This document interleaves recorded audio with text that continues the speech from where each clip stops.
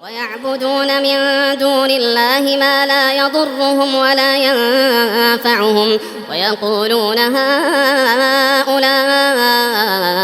شفعاؤنا عند الله يدعو من دون الله ما لا يضره وما لا ينفعه ذلك هو الضلال البعيد يا أيها الناس ضرب مثل فاستمعوا له إن الذين تدعون من دون الله لن يخلقوا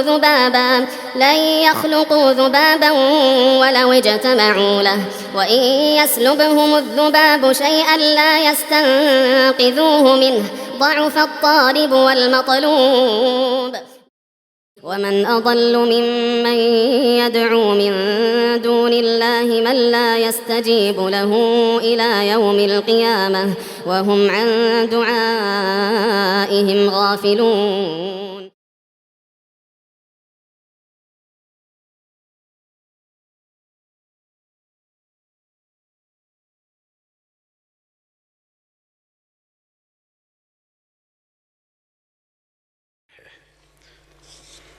اس میں ایک اور بات لکھی ہے، الحدیث بتوں والی تمام آیات اولیاء اللہ پر فٹ کرتے ہیں، استغفر اللہ، قطعاً بتوں والی کوئی آیت کسی ولی پر فٹ نہیں کرتے۔ ہم یہ کہتے ہیں کہ من دون اللہ میں ما سوا اللہ میں بت بھی آتے ہیں، بتوں کے لیے بھی یہ لفظ آیا ہے، یہ لفظ اللہ کے ولیوں کے لیے بھی آیا ہے، یہ لفظ اللہ کے نبیوں کے لیے بھی آیا ہے۔ من دون اللہ قرآن کی ایک اصطلاح ہے، آپ ذرا اس اصطلاح پر غور کر لیں۔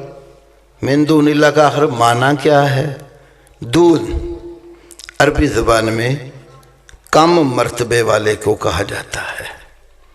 مثال کے طور پہ ایک بھائی یہاں بیٹھا ہے، ایک وہ بھائی نیچے بیٹھا، اب بتانا ہو کہ یہ بندہ جو ہے اس بندے سے مرتبے میں نیچے ہے، تو اب کوئی عربی ڈکشنری نکالیں، اس میں لکھا ہوگا ہوا دونہ، ہوا دونہ، وہ مرتبے میں اس سے نیچے ہے۔ تو من دون اللہ کا کیا معنی بنا؟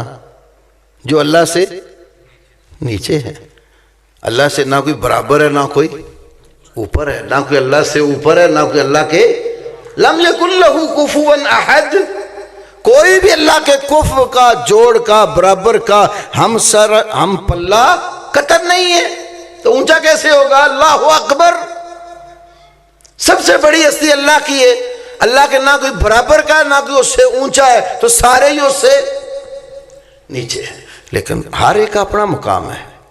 دیکھو نا، میں بھی اللہ کے سوا ہوں، آپ بھی اللہ کے سوا ہیں، یہ میرے بزرگ بیٹھے یہ بھی اللہ کے سوا ہے، ہمارا آپس میں مرتبہ مختلف ہے۔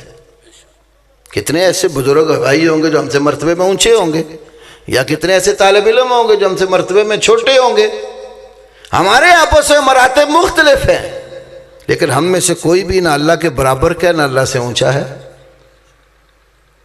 تو غور کریں نا، جو اللہ نے نبیوں کو مقام دیا ہے وہ مقام کائنات میں اور کسی کا نہیں ہے، اور نبیوں میں بھی اللہ نے مرتبے رکھے ہیں۔ تیسرا پارہ تلک الرسل فضلنا بعضهم علی بعض، یہ رسول ہے، ہم نے بعض کو بعض پر فضیلت عطا کی ہے، اور ہم سب مسلمانوں کے اعتقاد میں یہ شامل ہے، اللہ نے ساری کائنات سے بڑھ کر جو فضیلت، رتبہ، مرتبہ، مقام، رفعت، شان، عظمت، بلندی عطا فرمائی وہ ہمارے نبی سید الاولین والآخرین، امام الانبیاء والمرسلین، خاتم النبیین، شفیع الموحدین حضرت محمد کریم صلی اللہ علیہ وسلم ہے۔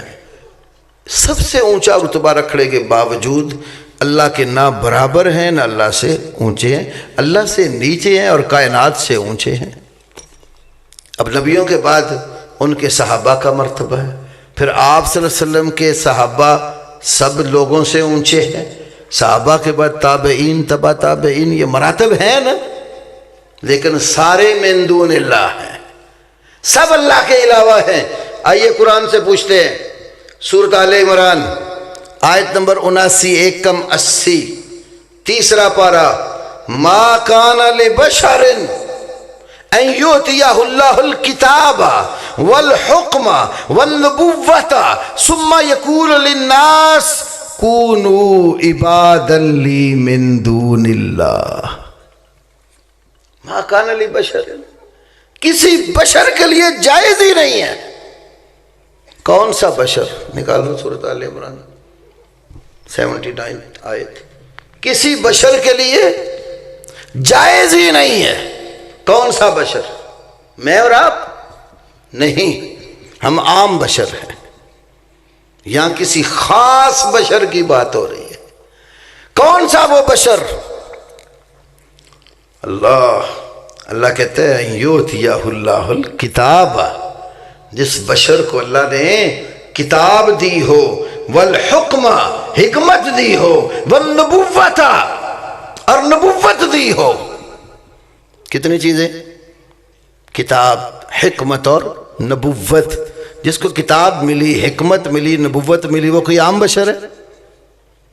وہ خاص بشر ہے، وہ خاص رتبے اور مقام والا ہے۔ یہ ترجمہ یہاں بھائیوں نے رکھا ہوا تھا، مولانا احمد رضا خان صاحب کا، ان کا ترجمہ پڑھنے لگا ہوں۔ لکھا ہے کسی آدمی کا یہ حق نہیں کہ اللہ اسے کتاب اور حکم و پیغمبری دے، کتاب و حکم و پیغمبری دے، پھر وہ لوگوں سے کہے اللہ کو چھوڑ کر میرے بندے بن جاؤ۔ اور من دون اللہ کا معنی کہ اللہ کو چھوڑ کر، اللہ کے سوا۔ تو من دون اللہ میں نبی آئے کہ نہیں آئے؟ یہ بتوں والی آیت ہے، اس میں نبوت کا ذکر ہے، اس میں کتاب کا ذکر ہے، اس میں حکمت کا ذکر ہے۔ ہمارا ترجمہ نہ دیکھو، مولانا احمد رضا خان صاحب کا ترجمہ گھر بیٹھ کے پڑھو تو صحیح کہ یہ آیت جو ہے یہ کسی بت کے لیے نہیں۔ بت کو کتاب دی اللہ نے، کسی بت کو نبی بنایا، کسی بت کو حکمت دی؟ وہ تو پتھر ہے، بے جان ہے، اس کو کہاں حکمت، نبوت اور کتاب ملنی؟ کتاب بشر کو، آدمی کو دی، اور اللہ نے کہا اس کے لیے جائز نہیں۔ وہ لوگوں سے کہ کونو عبادا لی من دون اللہ، اللہ کے سوا وہ ہمارے بندے بن جائیں۔ تو اللہ نے بتا دیا کہ نبوت والے، کتاب والے بھی من دون اللہ ہیں۔ اسی طرح ایک اور آیت کریمہ سن لیجئے، سورۃ بنی اسرائیل 56 اور 57، 15واں پارہ نکالے۔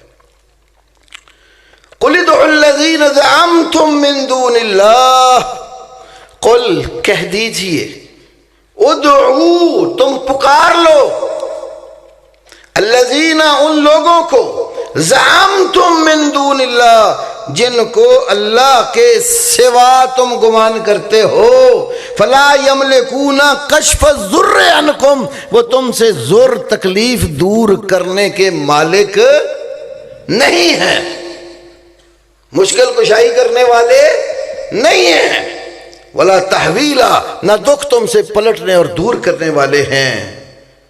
اگلی آیت وسیلے والے بھی آگے، وہ سوال میں اس آیا نا، اولئک الذین یدعون، اور جن کو پکار رہے ہو مشکل کشا سمجھ کے کہ ہماری مشکل حل کریں، یہ تو خود اللہ کو پکارتے ہیں، اور یبتغون الی ربہم الوسیلہ، وہ تو خود اپنے رب کی طرف وسیلہ ڈھونڈتے ہیں، ایہم اقرب ویرجون رحمتہ، کون زیادہ نزدیک ہے اور اللہ کی رحمت کی امید رکھتے ہیں، وہ وسیلہ کیا ہے؟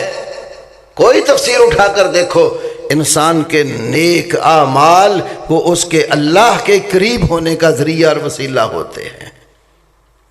اور نبی پاک صلی اللہ علیہ وسلم نے ایک وسیلہ بتایا جو اذان کے بعد دعا مانگ کر اللہ کے نبی کے لیے اللہ سے وسیلہ مانگا جاتا ہے، وہ وسیلہ جنت میں ایک مقام ہے جو اللہ ہمارے نبی محمد کریم صلی اللہ علیہ وسلم کو قیامت والے دن عطا کرے گا۔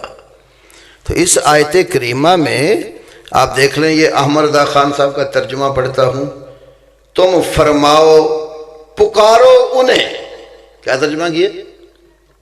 ادعو کا معنی پکارو، پکارو انہیں جن کو اللہ کے سوا گمان کرتے ہو، تو وہ اختیار نہیں رکھتے تم سے تکلیف دور کرنے اور نہ پھیر دینے کا۔ تکلیف دور کرنے کا اختیار ان کو تکلیف ہٹانے اور پھیرنے کا اختیار ان کو۔ اب یہ کون لوگ تھے؟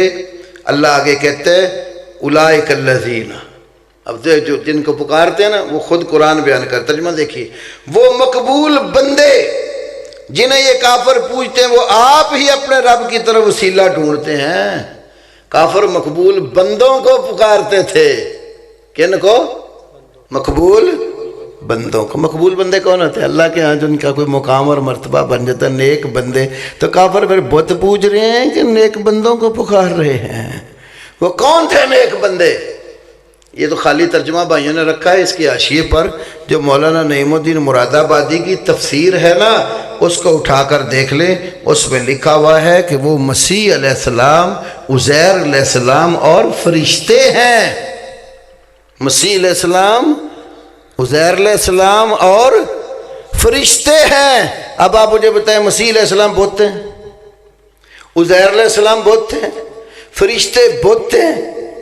یہ سورت بنی اسرائیل کی آیت ان کو من دون اللہ کہہ رہی ہے، اور بتا رہی ہے کہ لوگ ان مقبول بندوں کو پکارتے ہیں اور وہ ان سے مشکل دور کرنے کا اختیار نہیں رکھتے۔ اسی طرح چلو ایک اور آیت پڑھ لیتے، سورۃ توبہ، اتخذوا احبارہم ورہبانہم اربابا من دون اللہ، اتخذوا احبارہم ورہبانہم اربابا من دون اللہ۔ مفتی منیب صاحب کو جانتے ہیں؟ اور جب چاند کا مسئلہ پھر تو سب کو ہی پتہ تھا، مفتی صاحب آ گئے ہیں، رویت حلال کمیٹی کے چیئرمین، وہ تو بریلوی مکتبہ فکر کے بہت بڑے عالم ہیں۔ تو مفتی منیب الرحمان صاحب کے مدرسے کے شیخ الحدیث علامہ غلام رسول سعیدی صاحب نے قرآن پاک کی 12 جلدوں میں تفسیر لکھی ہے، تبیان القرآن۔ تبیان القرآن اٹھاؤ اور یہ سورۃ توبہ کی آیت نکال کر پڑھو، اتخذوا احبارہم ورہبانہم اربابا من دون اللہ۔ ترجمہ لکھا ہے انہوں نے اپنے مولویوں اور پیروں کو اللہ کے سوا رب بنا لیا۔ اب آپ مجھے بتائیں، مولوی بت ہے؟ کیوں جی؟ وہ آگے کھڑا ہو کر نماز پڑھاتا ہے، بت کھڑا کیا ہوتا ہے، خطبہ دیتا ہے وہ بت بولتا ہے، جنازہ پڑھاتا ہے وہ بت ہوتا ہے، ختم شریف دیتا ہے سب کوئی ہڑپ کر جاتا ہے وہ بت ہوتا ہے۔ اتخذوا احبارہم، احبار علماء مولوی، ورہبانہم راہب پادری پیر، یہ پیر ترجمہ سیدی صاحب نے کیا، اب ان کی تفسیر اٹھا کے دیکھ سکتے ہیں، میں ذمہ داری سے کہہ رہا ہوں۔ تو مولوی اور پیر تو بت نہیں نہ ہوتے، قرآن ان کو بھی من دون اللہ کہتا۔ بتائیں میں یہ آیت پڑھوں تو یہ بتوں والی آیت ہوگی؟ تو من دون اللہ میں مولوی بھی ہے، پیر بھی ہے، مسیح علیہ السلام بھی ہیں۔ وَلَئِن سَأَلْتَهُم مَّنْ خَلَقَ السَّمَاوَاتِ وَالْأَرْضَ لَيَقُولُنَّ اللَّهُ قُلْ أَفَرَأَيْتُم مَّا تَدْعُونَ مِن دُونِ اللَّهِ إِنْ أَرَادَنِيَ اللَّهُ بِضُرٍّ هَلْ هُنَّ كَاشِفَاتُ ضُرِّهِ أَوْ أَرَادَنِي بِرَحْمَةٍ هَلْ هُنَّ مُمْسِكَاتُ رَحْمَتِهِ قُلْ حَسْبِيَ اللَّهُ عَلَيْهِ يَتَوَكَّلُ الْمُتَوَكِّلُونَ۔